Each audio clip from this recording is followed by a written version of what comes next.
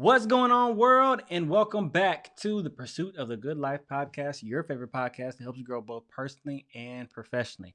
I'm your host with the most, your favorite coach, the Kameron Lovelace, helping you create your version of the good life every single Thursday. What's going on, y'all? How y'all doing? I hope y'all are doing well. I hope everything is going well for you in your time, summertime. I know a lot of kids are getting out of school, they finishing up.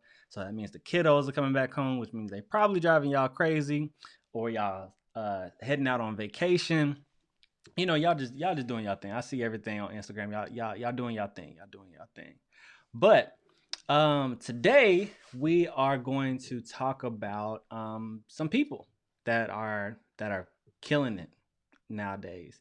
Last week we talked about Naomi Osaka and how she, set boundaries and she really taking a stand on mental health and taking care of herself.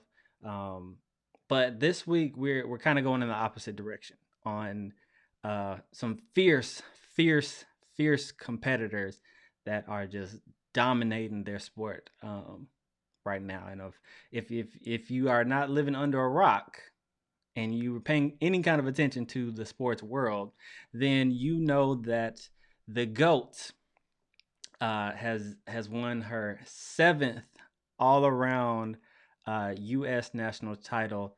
The GOAT, Simone Biles, and she's of course she's dominating right now. But that's not really what I want to point to. I want to point to an outfit. I'm gonna put some B-roll of her dominating, but I'm also gonna zoom in on her outfit. So for like the last everything that she's competed in, oh my goodness, everything that she's competed in this year has had a certain logo on her performing outfit, her uniform, whatever you want to call it. Um, she has a goat on every last one of her outfit in rhinestones, and social media has just gotten wind of it. I've seen it for about a couple weeks now, and I'm like, well, what can you say? And that's really kind of thing, because at one hand, you want to say, you don't want to be cocky, stop being cocky. But if it's true, is it being cocky if it's like truth that you are the most dominant, the most decorated, like you are literally the best all around gymnast of all time? And they like to the point to where they like, I think last year before last, they had to like change the rules because she was doing something that anybody else couldn't do. They got moves named after her. So is it really being cocky if you really killing it, even if you're only 24 years old, 5'4"? Is it really being cocky, or is it just telling the truth? I just need to know, like, in the I like please comment, like, submit your thoughts, because I need to know how I feel about this. So I personally, I love it because uh it's like a non-verbal, like, taunting of your opponents. It's like, not only am I going to like kill you in these scores, but I'm going to kill you in your mind. Like, that there's not even a chance that you can touch me, because it's Simone and then there's everybody else. That's how it is right now. And I just love the competitive nature of it, and I just love that she is so dominant at such a young age, because that means that she'll probably be around for another round of Olympics. So I think at least another 4 years, if not two more Olympics. I think she'll be around for a good while. But um, I don't want to hang on too much on Simone, because here's the thing: people can look at, the goat and just, say, look at that and say that, that's literally like an anomaly. Like, she's a 4'8", like, powerful woman who's a freak of nature. She can spin so fast, like, you got to put the replay, so you got to see. People look at, the goats, like the LeBrons, the Jordans, the Wayne Gretzky's, the Tom Brady's, and they look at them and they say, you know what, that is like pure greatness. There's no way that I can replicate that. Even though like all of these goats have extreme amount of work ethic, which you can duplicate. But I'm gonna give y'all a break on that for now. But um I don't want to talk about hang too long on Simone because of that very fact. I want to turn to the third place winner. Her name is let me make sure I get it right. Jordan Childs. And why I want to turn attention to it is because, not only is she's also like Black Queen killing it in the gymnastic. I'm always for the Black Queen like winning anything. Black people, Black Queen, Black men, y'all kill it. I'm with it. But what the reason why I want to draw attention to it is not because of her being Black, but I want to pay attention to a little bit about her story. And if you do a quick like Google search or do some research on her, you find out that about a year ago, she actually was second guessing even continuing gymnastics. Come to find out that she actually moved a year ago, in the middle of the pandemic, mind you, to Texas to train with Simone and her trainer and her training team and stuff like that, right? So she was from not she was potentially not so let me paint a little bit of a background. So in the previous Olympics in 2016, those were all of her friends apparently. Like she knew everybody that was representing the United States. She knew every last one of them. I don't know what happened. I guess that she tried out for the trials and she didn't make it. And then like the last couple of years hasn't been too hot for her. She hasn't been able to really establish herself. So she was to the point to where she was ready to like quit and just say, you know what, I'm just not it. I'm just not able to perform like everybody else. She went from that to taking a leap of faith and moving from, I believe, moving from Washington State to Texas to train with Simone Biles' team, to a year later placing third at the U.S. Nationals. And I'm pretty sure she's going to do rather well at the Olympic trials and at the Olympics this summer. So I'm rooting for you, first of all, Jordan Childs. But but listening to her story made me think about people like you. People who are ready to throw in the towel, people who are faced that certain level of adversity, the challenges, and you know what, you look at it and you say, maybe this is just not for me.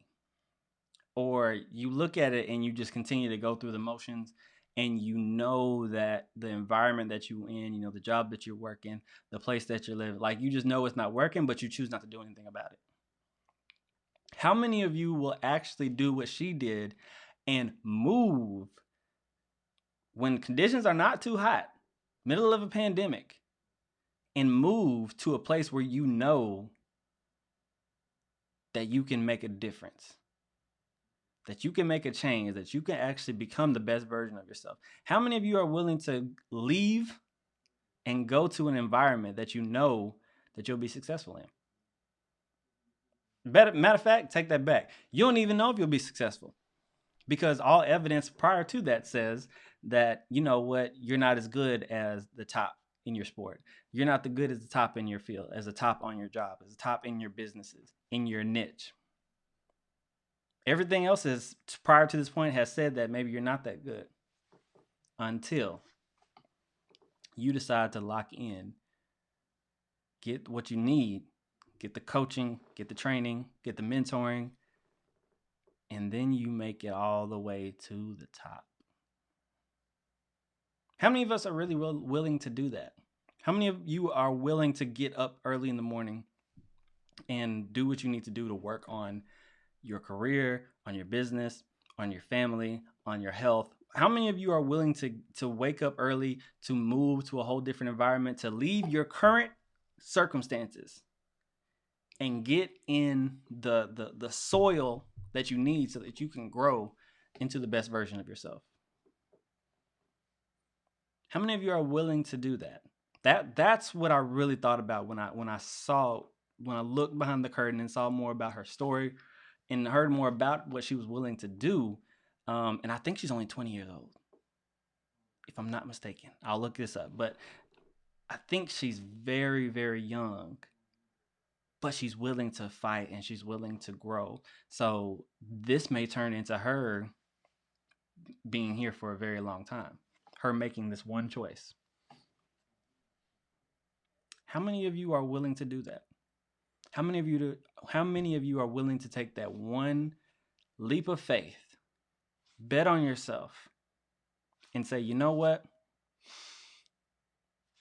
I'm gonna go for it and I'm gonna put everything that I have into this opportunity. I'm gonna put everything I have into me being the best that I can so that I can get the results in my life and in my career that I truly want.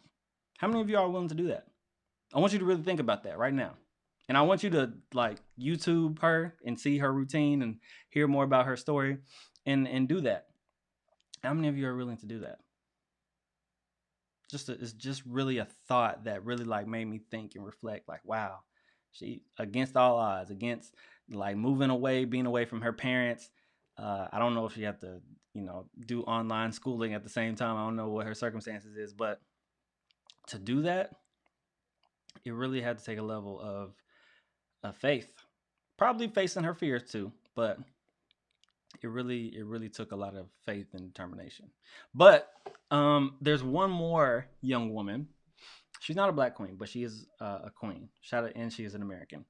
Um, but she also did something great in terms of athletics, and that is a 17-year-old by the name of let me look, Nevin Harrison. So who is that? So apparently, a sport is getting some sports are getting added to the Olympics this year, and it's this type of canoeing. Again, I'll put the video somewhere around here so y'all can see it in action. But it's basically a speed canoeing, and it's like like meters, 100, 200 meters. So think of it as track, but in a canoe, and it's a straight shot, and you gotta go, go, go, go, go. So apparently, prior to this year, the U.S. they don't do so good in this sport. Like it's apparently it's dominated by Turkey.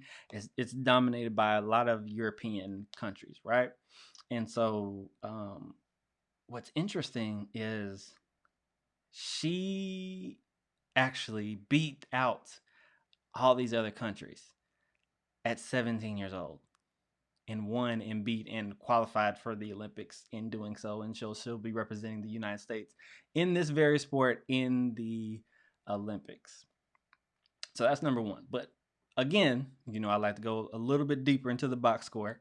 And apparently she was like very determined to win. Like she had that dog in her that, you know what? I'm going to win. I'm coming to win. And she talked about how people were telling her, "Oh, well, the United States, they don't really do too good in the sport. So maybe you should just shoot for, top 6. Top 6. Just do well. Just do well enough to qualify for the Olympics. And then, just really put yourself in a position so that you can keep going and competing for the rest of the year, right?" But she said no. Like every time that somebody would tell her that, she would say, "No, I'm going to win. I'm coming to win." 17 years old. This dogged determination. This stubborn determination. How many of y'all got that? How many of y'all got that? Because she got it at 17 years old. Now, you can argue she's young, she hasn't experienced disappointment or whatever the case may be. Well, what's interesting for those of y'all who are people of faith like I am. The Bible kind of talks about having the faith of a child. Like we would be in a better position if we literally had the faith of a child and didn't, have our personal doubts, our personal fears, our personal ideologies hold us back. But if we could revert back to when we were kids and when we literally believed that anything is possible, we would be so much better off in the kingdom. Now, this is not a sermon, but I did find it ironic that she had that exact same faith and determination in herself.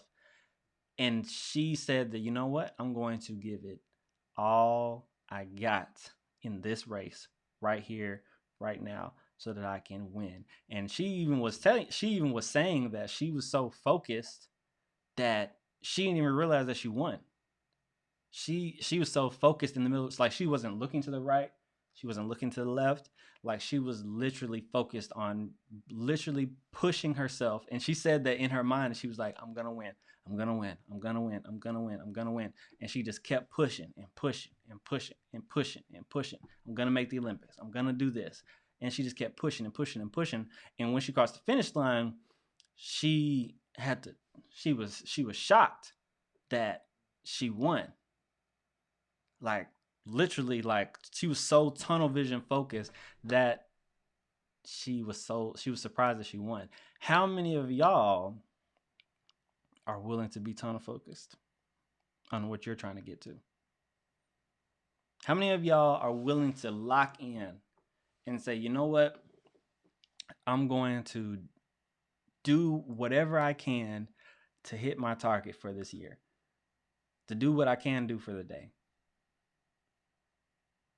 Whether it's with your health, whether it's with your finances, whether it's with your family, whether it is with anything, your business, your career, your staff, wherever you're at when you're listening to this, how much are you willing to lock in and be so determined to make this happen?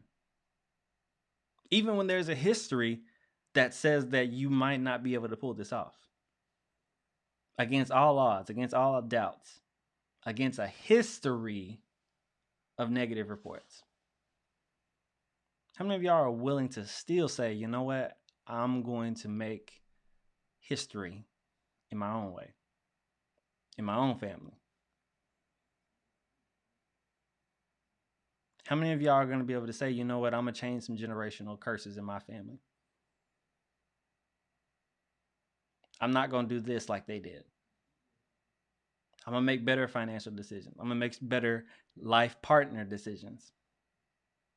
I'm going to actually go to therapy. I'm going to actually do this. I'm going to actually take care of my health. I'm going to actually get my credit score up. I'm going to actually surround myself with positive and loving people. How many of y'all are willing to say, you know what, I'm going to change my history that's in my family and in my own personal well-being, in my community, in my city? I'm willing to be the difference maker. I'm willing to be the first one that kicks the door open for other people behind me. How many of y'all are willing to do that? How many of y'all can even see yourself doing that? And see, that's another thing about all three of these examples, with Simone to Jordan to Nevin, is that each one of these young women had to first see themselves on the other side of this before even stepping up to the podium, stepping onto the canoe. You have to learn how to see yourself being victorious before it even happens. You have to see yourself being victorious as you are getting up in the morning, as you're going to train, as you're sitting through those certifications, as you're saving that money, as you're doing the things that it takes to get the results that you're trying to get to. You got to see yourself on the other side of that. And these young women are all great examples of it. Simone Biles has a whole documentary on her story. I'm not going to even go deep into that. But each one of these women all had to persevere through some level of adversity and beat the odds that were stacked against them, literally stacked against them, and say, you know what, I don't care what my personal history, because what happened yesterday is not going to affect now, and what happened yesterday is not going to affect what happens to me tomorrow. How many of y'all are willing to look yourself in the mirror and say, you know what, this is the year This is the year that I'm going to make it happen. This is the month that I'm going to begin starting my momentum so that I have a fantastic year. How many of y'all are going to say this is the moment that I'm going to get off of Instagram, start locking in on me, and get myself to a different position next year? How many of y'all are ready for that? How many of y'all are ready to dominate? How many of y'all are ready to make that next step? I just need you to bet on you. I need you to see yourself in these young women, because I this was a gut check to me. I'm gonna be honest with y'all. It was like, whoa. I did move after college. I did bet on me, but at the same time, I had my mom, I had my parents to fall back on. But would I be willing to move to a whole nother state so that I could be the best? Am I willing to do something that, nobody in my field has ever been successful in before? Am I willing to? That was like, all these women really was a gut check to me. It made me think, Kameron, are you willing to make it do what it do? Are you? Whatever it is that you're trying to do. You want to go back to school, be the first college graduate in your family? Are you going to be a first person to make 6 figures in your family? To make 7 figures in your family? Are you the first person that's going to get married and stay married? Are you the first person that's going to go to therapy and actually have peace and heal from your trauma? Are you the first person that's going to own a house? Are you the first person that's going to invest in real estate? Are you the first person that is going to be the one that changes it for an entire family, an entire neighborhood, an entire community, an entire city? Are you going to be that one? Maybe the Lord hasn't called you to do something that big, but I say, why not? Why not you? Why not me? Are you willing to commit? I am, personally. I'm willing to commit. Commit to doing this podcast, commit to producing other content, coaching clients, investing in real estate, starting a nonprofit, and other businesses, so that I can make a difference in my family and families around me. I'm willing to make that commitment. What are you going to commit to? What cause? May not be a sport. You might not be trying to go to the Olympics. But what is your Olympics? What goal are you trying to reach in your life? What goal, what aspiration, what target? Where are you setting the mark for yourself to reach? And treat it like it's the Olympics. Better health? Treat it like the Olympics. Financial goal? Treat it like the Olympics. Better relationship with your family? Treat it like it's the Olympics. Treat everything like you are a competitor. And if you've never been an athlete before who's competed, then now is the first time to start. Try to make little competitions with yourself. Try to make little competitions with your friends, competitions with your coworkers, competition with your family, and start heading towards your version of the Olympics, so that you can be the next Jordan Childs, be the next Nevin Harrison, and make a huge splash, something that's never been done before in your space. You can do it. I believe in you. I do. Why not you? You're listening to this podcast. You're clearly looking to grow personally or professionally. You can make it happen. I'm challenging you to make it happen, because I believe in you and you can do it. All right. All right, y'all. Hope y'all appreciated that episode. If you are listening to this on iTunes, do me a huge favor and subscribe to the podcast. The best way to support the podcast is to subscribe wherever you are consuming it. So iTunes, YouTube, Facebook, wherever you're consuming it at, do me a huge favor and subscribe. If you're watching this on Facebook or YouTube, do me a huge favor also and smash that like button, comment your favorite part, and share this with somebody who really needs this. All right, y'all, that's our show. You know how we do. We're doing this every single Thursday to help you create your version of the good life. Until then, we'll see you next week.